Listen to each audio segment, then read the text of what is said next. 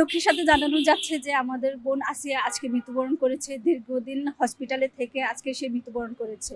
প্রথম থেকেই শুরু থেকেই হচ্ছে দক্ষিণের সদস্য সচিব মহানগর দক্ষিণের রবিউল ইসলাম নয়ন ভাই এবং হচ্ছে জনাব তারেক রহমানের নির্দেশে শিশুটির দায়িত্ব নেওয়া হয়েছিল। জনাব তারেক রহমান সর্বোচ্চ খোঁজ খবর রেখেছে শিশুটির জন্য। আজকে শিশুটি মৃত্যুবরণ করে। শিশুটির পরিবারের পক্ষ থেকে এবং রবিউল ইসলাম নয়ন ভাইয়ের পক্ষ থেকে আমাদের ইচ্ছে ছিল যে শহীদ মিনারে শিশুটির জানাজা দেওয়া হবে, কিন্তু অভ্যন্তরীণ সরকারের পক্ষ থেকে জানাজা দেওয়ার জন্য নিষেধ করা হয়েছে। সেজন্য আজকে আর শহীদ মিনারে বাচ্চাটি জানাজা হচ্ছে না, মাগুরাতে বাচ্চাটা জানাজা করানো হচ্ছে। ধর্ষকের বিরুদ্ধে যেন ঠিক 21 দিনের মধ্যে আপনার বিচার কার্যক্রম সম্পূর্ণ করা হয়। দেখেন, একটা ধর্ষকের 180 দিনের মধ্যে কেন বিচার কার্যক্রম আপনার করতে হবে? সরকার বলতেছে দেশ সংস্কার হচ্ছে, তাহলে এরা কিসের সংস্কার করছে? যদি একজন দর্শকের বিচারে যদি 180 দিন লাগে করতে, তাহলে সংস্কারটা ওনারা কোথায় করতেছে?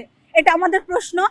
আপনারা দর্শকদের এমন শাস্তি দেওয়া হোক যেন অন্য কোনো পুরুষ, কোনো নারীদেরকে দেখলে, কোনো শিশুদেরকে দেখলে, কোনো বৃদ্ধ মহিলাদেরকে দেখলে এই ধর্ষকের চিন্তা ভাবনা করে কারো দিকে তাকাতে না পারে, এরকম বিচার চাই আমরা। আমরা এই বোনটার জন্য কি করতে পেরেছি? আদৌ কি পেরেছে? এই যে ধর্ষক, দিনের পর দিন ধর্ষক কিন্তু আমাদের এই বাংলাদেশে বেড়েই চলেছে। কেন বেড়ে চলেছে? আজ একটা ধর্ষকের যদি জনসম্মুখে দৃষ্টান্তমূলক শাস্তি দেওয়া হতো, আমার মনে হয় এটা দেখে ভয় হয়ে, ভীত সঞ্চার হয়ে, আর ধর্ষকের এই যে দিনের পর দিন ধর্ষক যে বেড়ে চলেছে, এই দিনটি আমাদের আর দেখতে হতো না। একটা হলো হচ্ছে ধর্ষকের যেন দৃষ্টান্তমূলক শাস্তি হোক, এবং তার এই আসিয়ার ধর্ষকদের শাস্তির মাধ্যমে যেন বাংলাদেশে যত ধর্ষক আছে সবারই যেন শাস্তি আমরা নিশ্চিত করতে চাই।